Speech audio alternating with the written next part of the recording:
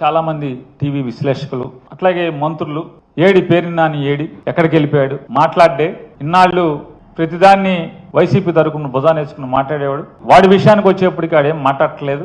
ఏమైపోయాడు? పారిపోయాడు. నేను ఎక్కడికి ఏం పారిపోలేదు. నేను అందరినీ కూడా ఎవరెవరైతే నేను పారిపోయానని చెప్పని మాట్లాడుతున్నారు. నేను ఒకటే మిమ్మల్ని ఒక చిన్నగా కోరుకుంటున్నాను. ఒకటి, మీరు ఒకదానికి మీ అంతరాత్మను ప్రశ్నించుకుని సమాధానం చెప్పండి. మీ మీద కక్షతో మీ ఇంట్లో ఆడవాళ్ళని మీద కేసులు కడితే మీరు ఇంట్లో ఆడవాళ్ళని రక్షించుకుంటానికి ప్రయత్నం చేస్తారా, లేదా ఇంటి ఆవిడ్ని ఇంటి ఇల్లాల్ని జైలుకు పంపించే కార్యక్రమాన్ని మీరు చేస్తారా? అభం శుభం తెలియని వాళ్ళని చెప్పండి. మీరు రాసిన వాళ్ళని కానీ మాట్లాడిన వాళ్ళని కానీ యూట్యూబ్లో అందరినీ నేను అడుగుతున్నాను. ఇది విమర్శనాత్మకంగా అడగట్లా, పరుషంగా మాట్లాడట్లా. సరే అయిపోయాక ఒక మంత్రి గారు అయితే దొంగతనం చేస్తే రాజకీయ కక్ష ఏంటి, అదేంటిది ఏంటి అని మాట్లాడుతున్నారు. నేను చేశానని చెప్పని మీకు ఆధారాలు ఉన్నాయా? ఎలా మీరు నేను దొంగతనం చేశానని మీరు మాట్లాడతారు? ఇన్వెస్టిగేషన్ కంప్లీట్ అవ్వలేదని చెప్పనేమో మీ పోలీసులే చెప్తున్నారు. ఆల్రెడీ నిన్న కేసు డైరీ కోర్టుకి ఇచ్చి దాంట్లో కూడా ఈ విషయాలు ఏం మాట్లాడలేదని చెప్పని అంటున్నారు. ఇవన్నీ మీడియాలో వచ్చినాయి. నేను కోర్టుకి వెళ్ళలేదు. అన్ని కోర్టు వ్యవహారాల దగ్గర నుంచి పోలీసులు ఏం చేయాలి, ఎవరేమనుకుంటున్నారు, మీరు ఎందుకు ఈ చేయరు అవి చేయరు అని కూడా రాసేటువంటి పెద్దలందరినీ కూడా నేను అడుగుతున్నాను ఒక మాట. కేవలం అద్దెకి ఆశపడి గోడౌన్ కడతమే తప్పితే అద్దె వస్తుంది, దాని మీద లోన్ ఉంది, ఓ 3 ఏళ్ళో 4 ఏళ్ళకో లోన్ తీరిపోతే తర్వాత ఖర్చులు పోను వచ్చేది ఉంటే చచ్చిపోయే వరకు బతకడానికి సరిపోద్దని కట్టింది తప్పితే తప్పుడు పనులు చేద్దామని కాదు కదా. నిజంగా తప్పుడు పనులు చేయాలంటే ఇదే కావాలా? ఇది చేస్తాడు ఎవడన్నా? ఇది చేస్తారా? ఇప్పుడు నేనేమన్నా పిచ్చోడినా, లేకపోతే హ్యాబిచువల్ అఫెండర్నా, నేను అలవాటు పడిపోయినటువంటి నేరస్తున్నా? మంత్రిగా ఈ రాష్ట్రానికి మంత్రిగా నేను పనిచేసినప్పుడు వెనకలికి పెద్దలు చెప్పిన సామెత ఉంటుంది కదా, మంచోడి మొహమాటం మాంసం కూర ఉన్న దగ్గర భోజనం దగ్గరను చూడమని చెప్తారు. అంటే నాన్ వెజిటేరియన్ తినేవాళ్ళలో సామెత అది. నేను మంత్రిగా పనిచేశాను కదా. ఇవాళ ఉన్నటువంటి డీజీపీ గారు నేను కలిసి పనిచేశాం. ఆయన ఆర్టీసీ ఎండీగా, నేను రవాణా శాఖ మంత్రిగా. నేను వారి అంతరాత్మనే ఒకసారి అడగమంటున్నాను. మనం కలిసి పనిచేసినటువంటి ఆ కాలంలో పేరుని నాని అనేవాడు మీకు ఎక్కడన్నా తప్పుడు పని మీకు చెప్పటం కానీ, లాభాపేక్షతో మీకు ఒక ఆదేశం ఇవ్వటం కానీ, మీ మీద ఒత్తిడి చేయటం కానీ, లేదా పాత డీజీపీ గారు కూడా ఉన్నారు, రిటైర్డ్ డీజీపీ గారు కూడా, వారిద్దరూ నేను కలిసి పనిచేశాం. ఏనాడన్నా ఒక తప్పుడు పని, కక్కుర్తి పనికి మీ మీద ఒత్తిడి చేయటం, మిమ్మల్ని అడగటం, మిమ్మల్ని ఆదేశించటం ఇప్పుడు జరిగిందా?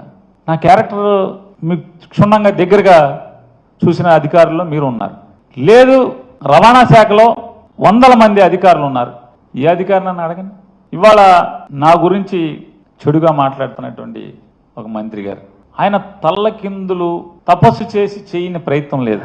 నా భార్య జయసుధ మీద కేసు కట్టించడం దగ్గర నుంచి ఆవిడని అరెస్ట్ చేయడానికి ఎంత ప్రయత్నం చేశాడో అంత ప్రయత్నం చేశాడు. కానీ ఏ మాటకు ఆ మాట దీంట్లో చెప్పుకుని తీరాలి. చంద్రబాబు నాయుడు గారు మాత్రం అతను ఎన్నిసార్లు కలిసినా, నాని భార్యను అరెస్ట్ చేద్దామని చెప్పి ఎన్నిసార్లు కలిసినా ఆయన మాత్రం పొరపాటును కూడా మైండ్ ఏమన్నా చెడిందంటే ఇంట్లో ఆడవాళ్ళకి అరెస్టులు చేయడం ఏంటి?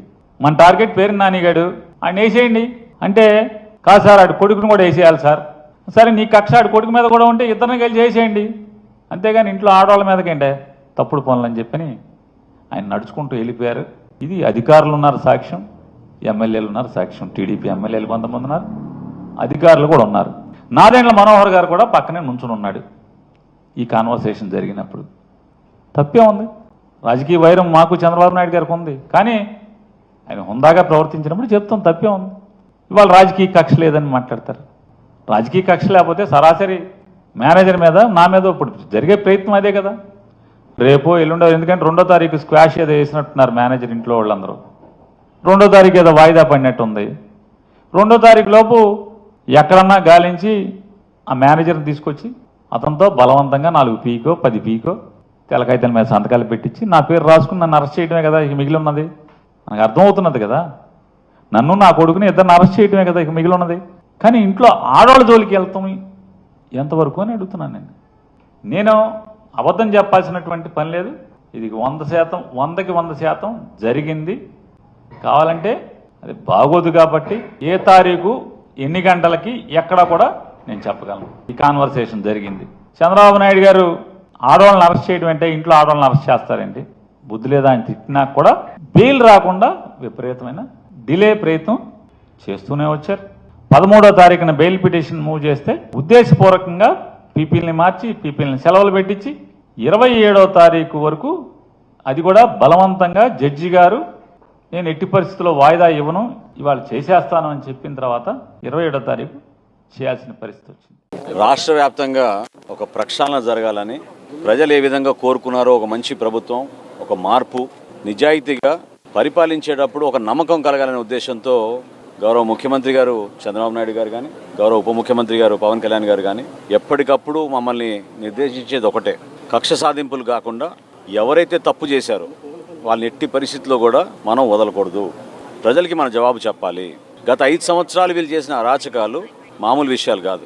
ప్రభుత్వం నుంచి మీకు ఒక బాధ్యత అప్పచెప్పి ప్రజలు మిమ్మల్ని ఎన్నుకొని కీలకమైన శాఖలు పదవులు ఇచ్చినప్పుడు మనం సమాజానికి ఎంతో బాధ్యతతో పనిచేయాలి. విలువలతో కూడిన రాజకీయాలు చేయాలి. అది వదిలేసి స్వలాభం కోసం, కుటుంబ ఆస్తులు పెంచుకోవడానికి కోసం వ్యవస్థని దుర్వినియోగం చేసుకుని ఎవరు కూడా మమ్మల్ని ప్రశ్నించలేరు అనే అహంకారంతో వీళ్ళు చేసిన అవకతవకలు మామూలు విషయం కాదు. ఎప్పుడైతే సివిల్ సప్లైస్ డిపార్ట్మెంట్లో ఒక ప్రక్షాళన జరగాలి, కొన్ని పొరపాట్లు జరుగుతున్నాయని మా దృష్టికి వచ్చినాయో రాష్ట్ర వ్యాప్తంగా ఒక వీడియో కాన్ఫరెన్స్ నవంబర్ 26వ తారీఖున రాష్ట్రంలో ఉన్న ప్రతి గోడౌన్లో ఉన్న యాజమానిని, అక్కడ ఉన్న మా డిస్ట్రిక్ట్ మేనేజర్ని, జాయింట్ కలెక్టర్ని మా పౌర సరఫరాల శాఖ నుంచి మా ఎండీ గారు ఒక వీడియో కాన్ఫరెన్స్ ఏర్పాటు చేసి రేపు ఉదయం నుంచి మీరు ప్రతి బస్తా లెక్కపెట్టి ఆ గోడౌన్లో రిపోర్టు మాకు అందించాలని చెప్పి ఆదేశించడం జరిగింది. ఇది నవంబర్ 26వ తారీఖున. అదే రోజు రాత్రి జేఎస్ వేర్ హౌస్ పేరుని జయసుధా గారు హడావిడి చేసి మరుసటి రోజే మా దగ్గర బస్తాలు లెక్క తప్పింది. తప్పు మాది కాదు, అక్కడున్న వెయ్యి బ్రిడ్జ్ది. అంటే ఇట్లా 2 గోడౌన్లు పక్కన ఉంటే ఈ గోడౌన్లో తీసుకెళ్లిన సరుకు మరి మేము నిర్ధారించిన మేరకు పొరపాటు మాదని మేము ఒప్పుకుంటున్నాం అని వాళ్ళే స్వయంగా ప్రకటించారు. వాళ్ళే లెటర్లు రాశారు. అప్పుడు మా సివిల్ సప్లైస్ డిపార్ట్మెంట్ నుంచి మా నిబంధనల మేరకు 1 మెట్రిక్ టన్ దాటితే డబుల్ పెనాల్టీ వేస్తాం. ఆ విధంగా నిర్ధారించి వాళ్ళని 1,71,00,000 రూపాయలు వాళ్ళు కట్టాలని, ఇమ్మీడియట్గా వాళ్ళపైన క్రిమినల్ కేసులు తీసుకోవాలని 27వ తారీఖున మా సివిల్ సప్లైస్ ఎండీ గారు అక్కడున్న మా జిల్లా యంత్రాంగానికి, జాయింట్ కలెక్టర్ గారికి, ఎస్పీ గారికి ఉత్తరం రాయడం జరిగింది. ఆ రోజు నుంచి కూడా వీళ్ళు సహకరించలేదు. నోటీస్ ఇచ్చి మీ గోడౌన్ని మేము వెరిఫై చేయడానికి వస్తున్నామని జాయింట్ కలెక్టర్ గారు పంపిస్తే వీళ్ళెవ్వరు కూడా అక్కడ లేరు, సహకరించలేదు. చివరికి పంచనామా చేసి పోలీసుల సమక్షంలో గోడౌన్ తాళాలు పగలగొట్టి లోపలికి వెళ్ళి వెరిఫై చేసి రికార్డ్స్ అన్నీ కూడా సీజ్ చేయడం జరిగింది. మా దగ్గర ఉన్న లెక్కలు, అక్కడున్న స్టాక్ రిజిస్టర్లు, పక్క గోడౌన్లో ఉన్న స్టాక్ రిజిస్టర్లు ఇవన్నీ చెక్ చేసిన తర్వాత జాయింట్ కలెక్టర్ గారి రిపోర్ట్ మేరకు 378 మెట్రిక్ టన్నుల బియ్యం అక్కడి నుంచి మాయమైంది. దీనికి ఏం సమాధానం చెప్తారు? అనవసరంగా మీరు ఒక ప్రెస్ కాన్ఫరెన్స్ పెట్టి, అంటే మీ కుటుంబ సభ్యుల పైన పేర్లు పెట్టమని మేము ఏమైనా చెప్పామా? మీ పేరే పెట్టుకోవచ్చు కదా, మీరు వ్యాపారం చేయొచ్చు కదా. మీరే 2021లో ఈ గోడౌన్ అప్పుడు ప్రభుత్వంలో ఉన్నారు కాబట్టి ఇన్వెస్టర్ గోడౌన్గా వీళ్ళు లాక్కుని ప్రభుత్వం నుంచి సంపాదించుకోవాలని ఓ దుర్మార్గమైన ఆలోచనతో చేసిన కార్యక్రమం ఇది. ఖచ్చితంగా ప్రక్షాళన జరుగుతుంది. కక్ష సాధింపు ఎక్కడ లేదు. గౌరవ ముఖ్యమంత్రి గారు పదే చెప్తా వచ్చారు. జిల్లా యంత్రాంగాన్ని కూడా హెచ్చరిస్తూ వస్తూ ఉన్నాం. జిల్లా ఎస్పీ గారిని కూడా మేము అదే కోరాం, విచారించండి. 378 మెట్రిక్ టన్నుల బియ్యం మాయమైందంటే ఎక్కడికి పోయింది? దీని వెనక ఎవరు? ఇక్కడి నుంచి తరలి వెళ్ళినప్పుడు ఎక్కడికి వెళ్ళింది? కాకినాడకి వెళ్ళిందా, విశాఖపట్నంకి వెళ్ళిందా, కృష్ణపట్నంకి వెళ్ళిందా? ఇన్వెస్టిగేషన్ పూర్తి అవ్వాలి కదా. వీళ్ళే హడావుడి చేసుకుని వీళ్ళే డీడీలు కట్టేసి తప్పు మేమే చేసామని వీళ్ళు సొంతంగా నిర్ధారించుకుంటే దాంతో సరిపోదు. నేను తెనాల్లో ప్రెస్ కాన్ఫరెన్స్ పెట్టినప్పుడు కూడా చాలా క్లియర్గా చెప్పాను, ఇన్వెస్టిగేషన్ పూర్తి అవ్వలేదు. వాళ్ళు తొందరపడి ఏదో లెక్క నిర్ధారణకు వచ్చారని అనుకుంటున్నారు. నిన్న నిర్ధారించారు 378 మెట్రిక్ టన్నుల బియ్యం అక్కడి నుంచి మాయమైంది. ఖచ్చితంగా దీనికి మీరు పెనాల్టీ కట్టాలి. క్రిమినల్ కేసెస్ మీ పైన పెడతారు. చట్ట ప్రకారంగా చేయాల్సిన కార్యక్రమాలు మా ప్రభుత్వం ఖచ్చితంగా చేస్తుంది. అంతేగాని ఇందులో ఎవరిని కూడా టార్గెట్ చేసి వ్యక్తిగతంగా ఇబ్బంది పెట్టాలన్న అవసరం కూటమి ప్రభుత్వానికి ఏనాడు కూడా లేదు. మీ నాయకుడు చేసినట్టు మా నాయకులు ఎప్పుడు చేయరు. పవన్ కళ్యాణ్ గారు కానీ, చంద్రబాబు నాయుడు కానీ ఎప్పుడు కూడా ప్రభుత్వం అంటే ప్రజల్లో విశ్వాసం నింపాలి, నిజాయితీగా పనిచేయాలి. కానీ ఎవరైతే ఇటువంటి చర్యల్లో పాల్గొన్నారో వాళ్ళని కూడా వదిలే ప్రసక్తి లేదు. కాబట్టి ప్రజలు చూస్తున్నారు, వ్యవస్థ ఖచ్చితంగా ప్రక్షాళన జరుగుతుంది. అందులో భాగంగా మీలాంటి వ్యక్తులు ఎవరైతే ఇటువంటి కార్యక్రమాలు పాల్గొన్నారో ఖచ్చితంగా మీరే ప్రజలకి క్షమాపణ చెప్పాలి. పేరు నాని గారు కూడా నేను కోరుతున్నాను, ఒక బాధ్యత గల మంత్రిగా మీరు వ్యవహరించారు. గతంలో సుదీర్ఘమైన రాజకీయ అనుభవం ఉంది. పొరపాటు జరిగిందని మీరే కదా ఉత్తరం రాసింది. మరి ఈరోజు ఇతరులపైన నిందలేస్తున్నారు. కోర్టుని ఆశ్రయించాలి కదా. ఇప్పటివరకు 3 సార్లు ఆశ్రయించారు కోర్టుని బెయిల్ కోసం.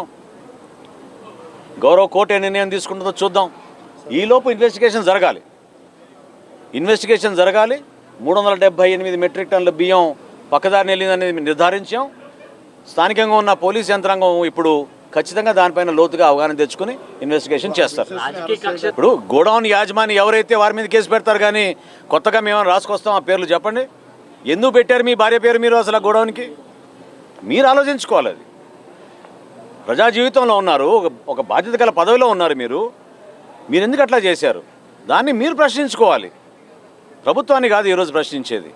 ఎవరిపై? ఆ యాజమాన్యం పైన కేసు పెడతాం. జేఎస్ వేర్ హౌస్ యాజమాన్యం ఎవరు అంటే పేరుని జయసుధ గారు, వారితో పాటు ఉన్న అక్కడ మేనేజరు, వీళ్ళిద్దరిపైనే కదా ఎఫ్ఐఆర్ రిజిస్టర్ చేసింది. ఇప్పుడు వేర్ హౌస్ మేనేజ్మెంట్ సిస్టమ్ అని ఒక కొత్త సాఫ్ట్వేర్ ఏర్పాటు చేసి 26వ తారీఖు నవంబర్న 27 నుంచి రాష్ట్ర వ్యాప్తంగా ప్రతి గోడౌన్లో కూడా తనిఖీలు జరగాలని మా శాఖ నుంచి మేము ఆదేశాలు ఇస్తే జాయింట్ కలెక్టర్ గారి ఆధ్వర్యంలో ప్రతి జిల్లాలో కూడా జరుగుతోంది. తూర్పుగోదావరి జిల్లాలో కూడా మీరు చూశారు, 2-3 చోట్ల జరిగిన విషయాలు. నంద్యాలలో చూశారు. అనేక ప్రాంతాల్లో మాకు మొత్తం వివరాలు తెప్పించుకున్న తర్వాత తప్పకుండా ఈ వివరాలన్నీ కూడా మీ దృష్టికి తీసుకొస్తాం.